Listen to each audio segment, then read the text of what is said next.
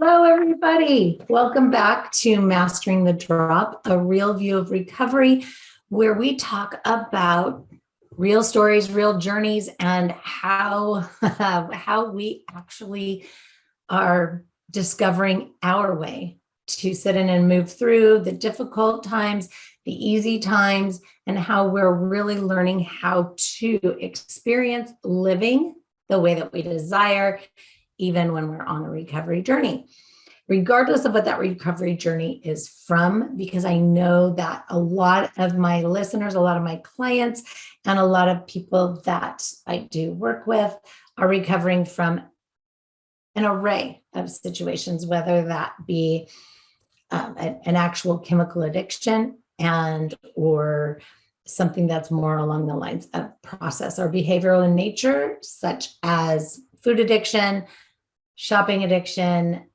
people-pleasing codependency, you name it, overbooking your calendar, or that perfectionism, that need to always be perfect.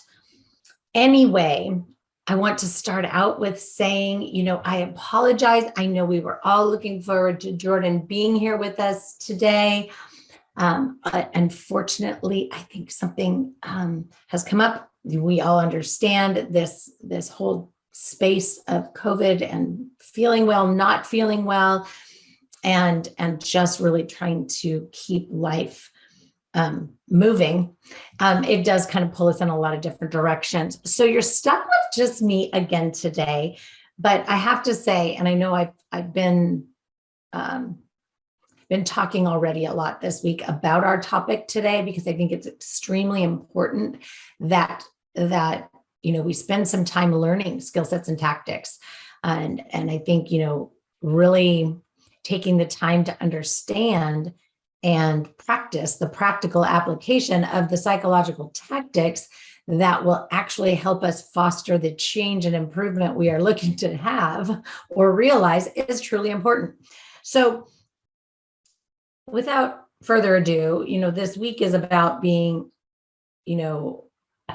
effective in doing what works for us. So it's not about what is effective and works for me. It's about what is effective and works for you. And it's not about what's effective and works for somebody else in your life.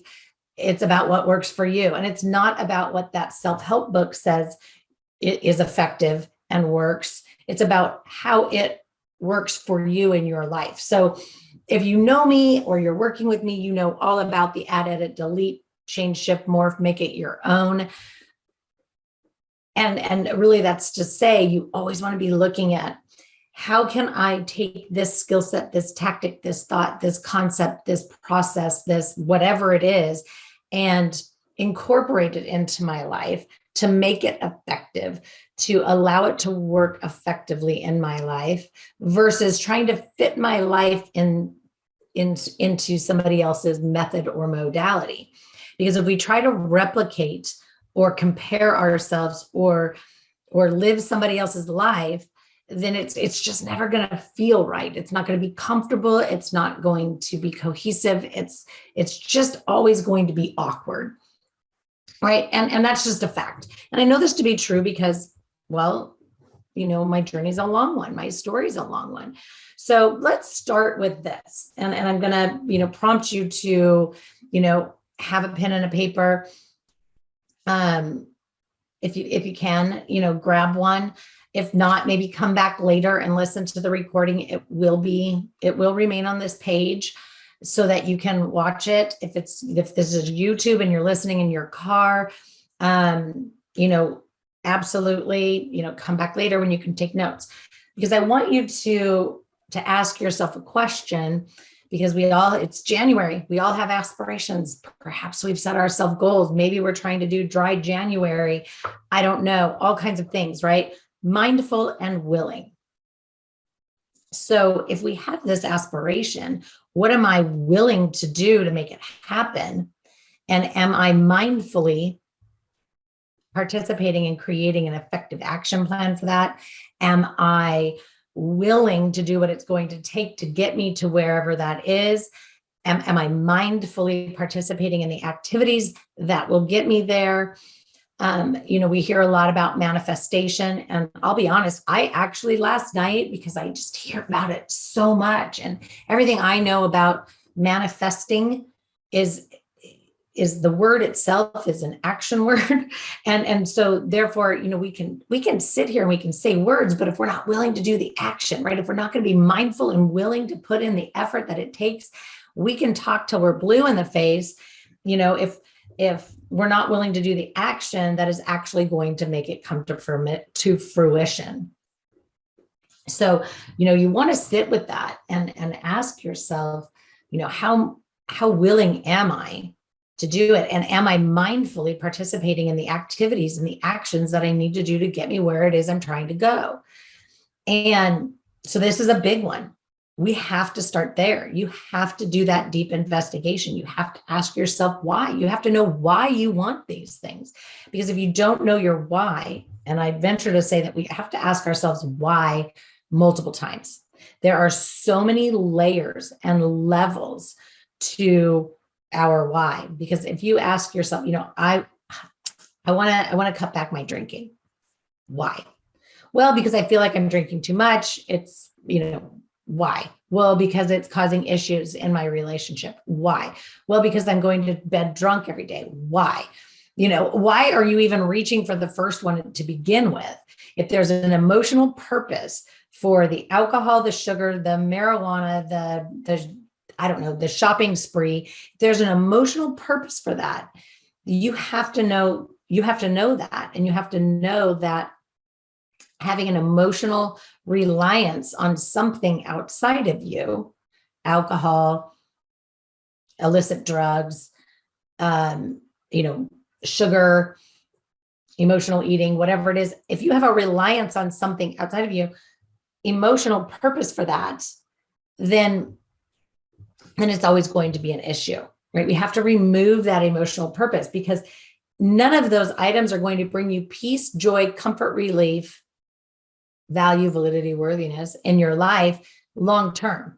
It is just a band-aid. It's a fake promise that you make to yourself. Like, oh, I'm totally stressed out. I had a horrible day. I'm just going to come home and I'm going to drink this bottle of wine. Everything's going to be great. But if part of your why is, that you want to reduce your drinking or do dry January is because you feel like maybe you're drinking too much. And the reason you think that is because you're having arguments, like that the alcohol is causing more emotional distress than it's actually helping. And it's creating it across the board long term. So be mindful, be willing, know your why, and know your why for that why, and your why for that why, et cetera, et cetera. And then you have to know, what do I want it to look like, feel like, be like? This is my life too. It gets to look, feel, be however I want it to. I get to choose. So if I no longer want to be held hostage by my habit of eating a bucket of brownies on my way home from the grocery store, or drinking a bottle of wine at the end of every day because I don't know how to handle stress, if I don't want it to look that way, why don't I want it to look that way? How would I prefer for it to look? And what do I need to do to make those changes, shifts, and morphs? Mindful and willing. Do what works and be effective, right? Now, we all need supporting skill sets and tactics to get us there, because I get it. That sounds great. That sounds wonderful. But I also know how hard it can be to change 10, 20, 30 plus years of conditioned ways of being, conditioned ways of responding to stressors, conditioned ways of reacting in times of distress, conditioned ways of interacting with the people in our life.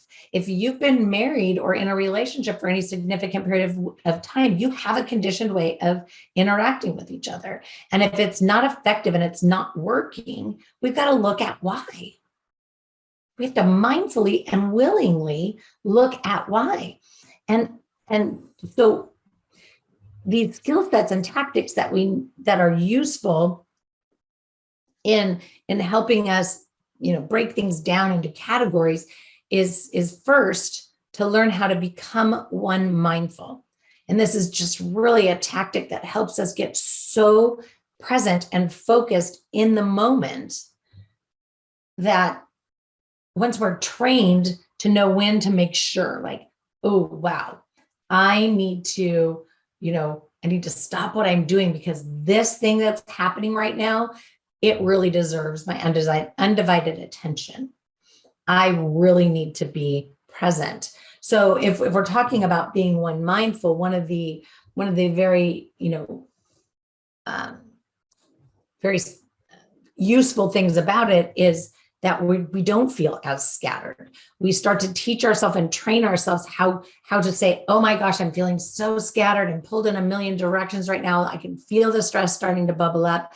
And if we're utilizing the core non-physical feeling check-in, which we talked about weeks ago, if we're still utilizing that, we're going to catch it. We're going to catch it within 2 hours. Like, we're never going to go more than 2 hours without checking in with ourselves.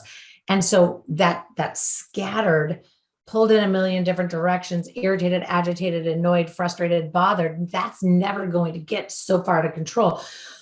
We're going to say, I need to take a breath.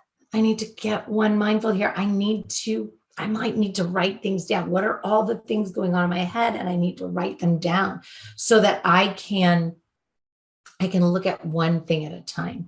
And when we're learning this in Live Free or Evolve or the special, you guys, we pull this in and we work on, the little things, activities of daily living and learning how to be one mindful in our regular things, so that once we can do it in our regular things, we can start incorporating it into our social life, our personal life, right? Our intimate relationships. We can do it in our professional work. And then that way we've learned how to shelf things effectively. We've learned how to time block effectively. We've learned how to, move through our life and all of the categories within it and all of the things that we need to do one thing at a time. And it's cool. So we start by learning how to, if you're going to eat. Don't watch TV. Don't read a book, right? Just sit and eat. If you're going to have a conversation with a friend, you don't have your phone around.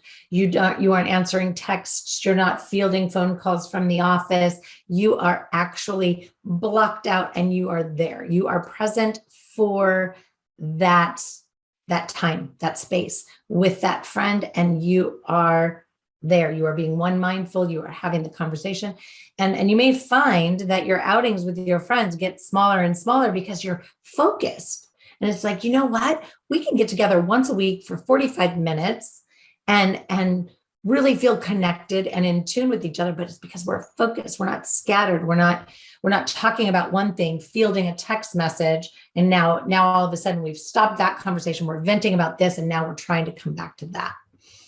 And I'm going to pause here. I know everybody that I keep forgetting to turn off the lipstick filter in Zoom that I tried out. It's not staying with my lips at all. I don't recommend it. Anyway, sorry for that. I just wanted to say that out loud. I'm well aware that isn't working out well. So this is being one mindful. And I want you to practice it with one thing at a time. I'm going to be vacuuming, right? Like, vacuuming is like a 15-minute ordeal. So just vacuum, nothing else. Maybe you know what you're going to do after it, but while you're vacuuming, you're only focusing on vacuuming. And it is just so rewarding.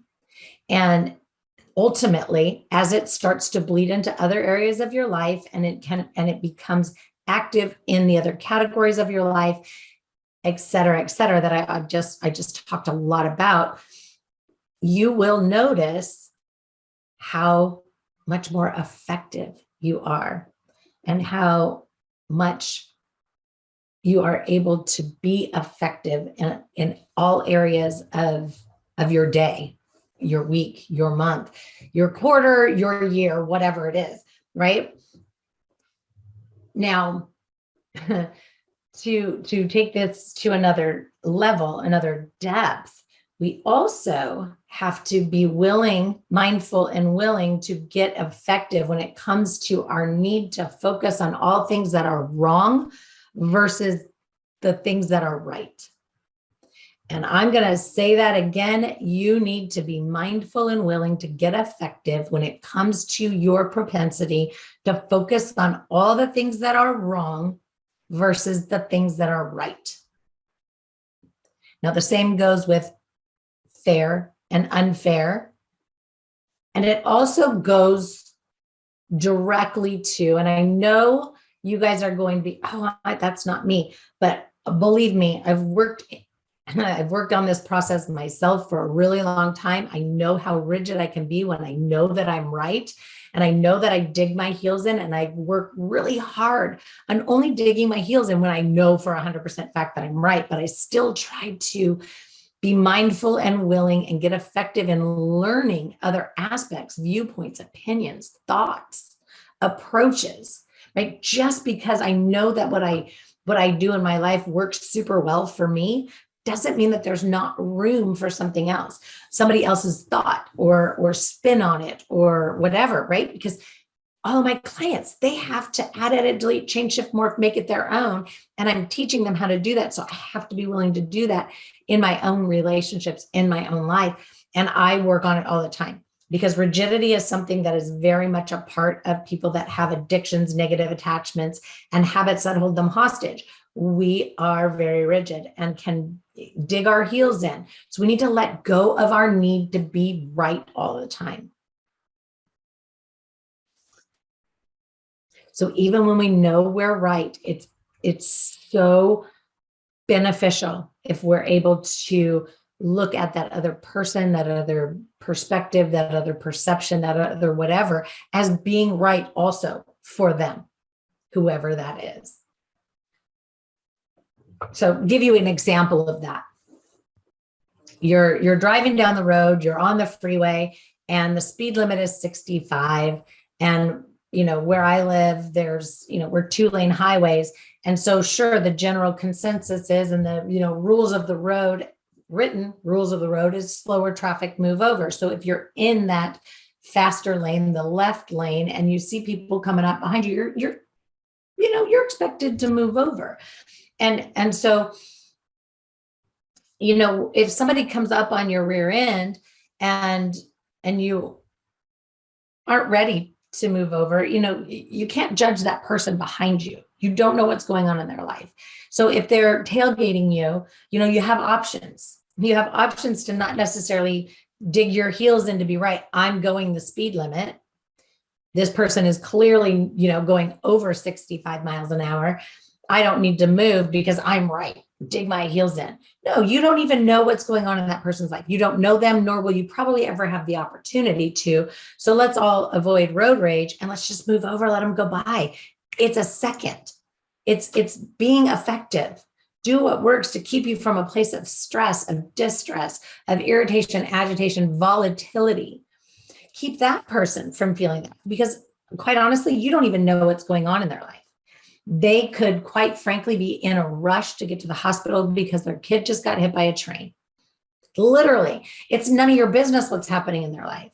What is your business is to move over, let them go by, right? You get to choose whether you want to make it a split-second thing, and that's no big deal. Like, it's none of your business. Let them go by. Wish them well. Be the bigger person, whatever, right? Be mindful and willing. Fair versus unfair, right versus wrong. Right? Because, if we're really thinking about it in some of these types of situations, and a lot of the work that we do, what we're really looking at here is distress tolerance. Right? Distress tolerance. What do you do when you're in a situation of distress? Now, if you're here and you're listening to this and you're on my page and you follow me, or we're working together, chances are we had some really bad distress coping mechanisms. Insert alcohol, food, shopping, whatever, isolation, irritation, road rage, whatever it is that we've been relying on in times of distress, maybe, just maybe, we need to broaden our distress tolerance skill sets. Think about it. When I was a child, a lot of times when I was in distress, right? Because kids, this is where we get it, right? It's from our modeling, and also what was how we were handled as children in times of distress. So if I was in a space of distress, there was probably several different things, right? I was either given a lollipop, or a sucker, or ice cream, or I was told how dumb I was and how I needed to figure it out and move on, or how I needed to sweep it under the rug because, ooh, that's dirty laundry. Nobody talks about those things, right? So we have all of these different ways of dealing with it. And then when those truly informative years come along, insert, those years leading into adolescence and young adulthood, if you have something that's really distressing and what's being modeled for you is something like alcohol, marijuana, Ben and Jerry's, whatever it is, then you may gravitate to that. And I can speak firsthand, in a very distressing time in my life, my distress tolerance was ill-equipped to handle the death of a parent or the loss of a parent at a young age. And what I was witnessing and what had been modeled for me throughout my life was alcohol. So what did I gravitate to when a lollipop or a bucket of ice cream or a popsicle wasn't going to soothe me in something that was that big? I looked to the adults and I'm like, I need something stronger. What are they doing? They're drinking and smoking, right? So what I'm getting at here is we got to look at what our distress tolerance skill sets and tactics are. Now we'll talk about it, some very specific and detailed ones in the weeks coming, but I want you to start looking for that and look at your capability to just let things go. So if that person is tailgating you, can you just let it go? Or when you get to the office, are you talking about it? Like, oh my God, I can't even believe this person, what they were doing on the road. And they, blah, blah, blah, blah, blah. And we're talking all about this person we don't know and judging them. Think back a few weeks, right? That stance of a judger instead of being, open and in that stance of a learner, or in the stance of acceptance that this is their life too. It gets to look, feel, be however they want it to. And if they choose to be hurried and stressed and frazzled, that's on them. You don't have to take it on. You don't have to wear it. You don't have to carry it around. So if when you get to the office, you're talking about it and you're still talking about it at lunch, and now that energy, right? That energy that you're putting into this thing that only lasted a couple seconds is now attaching itself to everything else that's going on in your life. And then you get home at night and you're telling, sharing with your spouse everything that happened in your day. It's this and this and this, and it started with this, and it just all spiraled out of control from there. You chose that. You chose to bring that distress with you throughout the whole day, instead of just letting it go and accepting it for what it was in that moment. So if we can take a look at some things and say, wow, I survived that. I made it through that. That was a moment. I clearly survived. I'm still here. I'm breathing. There's not a chalk line around my body, right? Same thing with, even bigger stuff, right? I mean, of course, I'm talking about somebody on the freeway, but, even bigger stuff. A lot of times we get offended by things that people don't even mean to offend us with, and we allow it to become this distressing situation all inside of us. And so we need to learn how to tolerate and accept. We need to learn how to inquire for deeper understanding. Perhaps they didn't mean to hurt our feelings, but all of these things, that I'm talking about are all the things that lead us directly to the bottle, the bucket of ice cream, the shopping spree, the whatever it is that you rely on that is outside of you, right? You might be relying on, phone conversation. I'm totally dependent on picking up the phone and venting to my girlfriend and having her, validate me that I'm right, that person was so wrong. And it was, life is just so unfair. Like, it serves nobody. And it certainly doesn't serve you when you're talking about being effective in your life and doing what works and being mindful and willing to instigate or incite the change that you wish to create so that you can experience living in the fashion that you wish to experience living. Ask yourself, how do I want to see myself? How do I want to experience myself living? How do I want others to experience me? And how do I want to experience my environment? Because if it's not all matching up, we need to do some work on being effective and doing what works and being mindful and willing to make those changes and morphs and shifts, whatever they are, so that we can actually realize some of these things. And we have to let go of that need for instant gratification, instant change. I'm going to manifest it. I'm talking about it and it's going to happen. Like, why isn't it happening? Why isn't it happening? Why isn't it happening? Well, are you doing the actions that are actually going to make it happen? And are your aspirations realistic, right? Like, they are our goals and aspirations, to use the mainstream word. Our goals and aspirations have to be specific. There has to be actionable items, and those actionable items have to be attainable. And to be attainable, in the right time frame. And are we expecting too much for ourselves in a short period of time? Why is my cutoff date whatever it is? Like, why do I need to achieve it by that date? I talk to people about this all the time. When they're even just trying to decide, do I want to be sober conscious, or should I really get sober curious and give it a good try? Like, sometimes we don't know if we need to be completely sober. Like, do I have to give up alcohol for the rest of my life? I don't know. And for some people, especially right now, if it boiled up over the last year or two in this COVID period, chances are, we need to just do some work, making some adjustments, and get you some skill sets you didn't know you needed until now, because nobody knew they needed some things until now. And maybe you don't have to, be sober forever.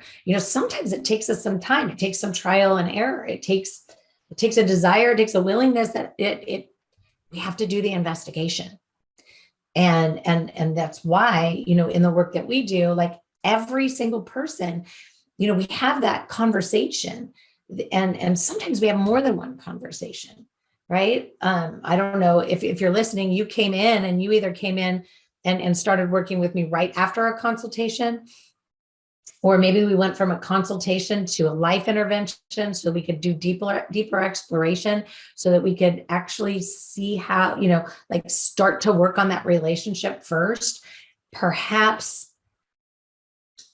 we're testing the waters on one program versus another, or maybe we're diving into a couple to see which one is really gonna, right? Because it's all about you, it's not about me. And so, we have to ask ourselves, like, why is it that I'm saying I need to, I don't know, one of my favorite ones is, I got to be bikini ready by the spring. Well, what does that look like, mean? Like, we have to completely define what does bikini ready stand for you. And it's got to be a whole lot deeper than a number on the scale. Anyway, so there's a lot of work, and it's nothing is one size fits all, because I'm me and you're you, and every single one of my clients is different and individual. And even people that aren't my clients that follow or subscribe or just truly enjoy listening to this, or coming to my meetup groups, or I don't know, attending events, networking, whatever it is, we're all different and we all have our own unique needs. So I think that, spending some time and take the week, man, explore, am I doing what works, and am I effective in my life for all of the things that I want in my life? Am I being mindful and willing? Do I think I would benefit from some accountability? Do I think having somebody to translate some of these skill sets and tactics for me would be beneficial? Do I think it would be beneficial to have somebody show me or help me understand or help me figure out how to add, edit, delete, and incorporate these things into my life? Because I picked up 50 self-help books and none of them have actually made anything happen in my life. I know a lot of things, but I don't know how to put them in motion, or I don't know how to apply them in my life. But it was really cool to learn how they work for somebody else. Honestly, keto, all the way dated back to the Atkins diet. Atkins diet wasn't right for everybody. It wasn't suitable for everybody. A lot of people tried it that it didn't work for, but a lot of people tried it that it did work for. And so life improvement journeys are very much like a diet. Like, everybody has unique dietary needs. And so there isn't a one size fits all when it comes to the right diet for everybody, right?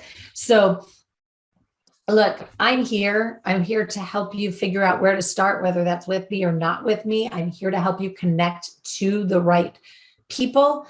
I believe firmly in cultivating and developing purposeful, productive relationships with a lot of different people.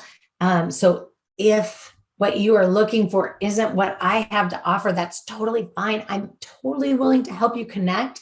I'm also willing to help you build a team if you need more than that. If you need somebody different for each category that you're working on. I know a lot of people that create 3 to 5 goals for themselves for the year. And so, gosh, if we want to get started on all of them and hope to hit all of them by the end of the year, we might need extra people. Right? Like, I don't know. So anyway, this is what I have for you today. This is what I can offer you today without, really trying to broad brush, the work that can be done and realized. If anything that I've said resonates with you, if any of it is sticking or feeling like you want to know more, just reach out. I'll be putting all of my contact information in the comments. Again, I do apologize that you didn't get to hear the normal interaction that we have here on Mastering the Drop. I know that we've been a little out of sync, but you know what? That's all about the holidays, man. Everybody's end of the year looks different, and so hopefully you were able to benefit from some of the repeats that we played. Also, I hope that you are able to benefit from my year-end prompt. And I hope that this is beneficial for you in helping you kick off your year, if that's how you approach things, in the fashion that you so desire. And I'm just going to go on record to say, I hope that our guests that are planned for the rest of the month are going to be on target and here, and you'll get to hear the interaction, because you'll get to hear more than just my perspective, because I know how important it is to hear from other people of how it is speaking in their life, how it is working in their life, how it has instigated change in their life. Anyway, again, I much appreciate you being here. Thank you so much for listening. I will see you next week.